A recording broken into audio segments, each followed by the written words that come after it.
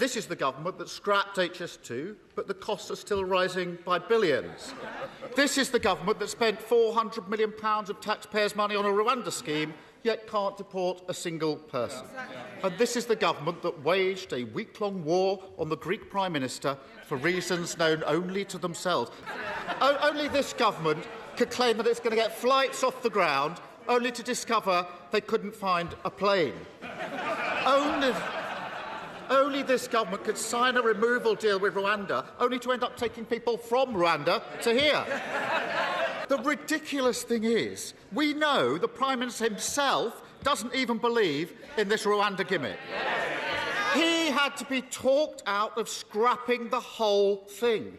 He didn't want to fund it. He didn't think it would work. When he sees his party tearing itself apart, hundreds of bald men scrapping over a single broken comb, doesn't he wish he'd had the courage to stick to his guns? He's got one party chair who says she hopes the Lords will rip his Rwanda deal to pieces.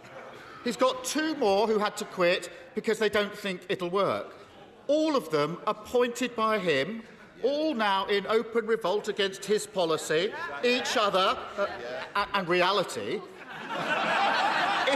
Is there any wonder they all think this gimmick is doomed to failure when the Prime Minister himself doesn't believe in it? His former Home Secretary says the plan won't work. His current Home Secretary calls it batshit. His former Immigration Minister doesn't back his plan. Even the Prime Minister himself doesn't believe in it.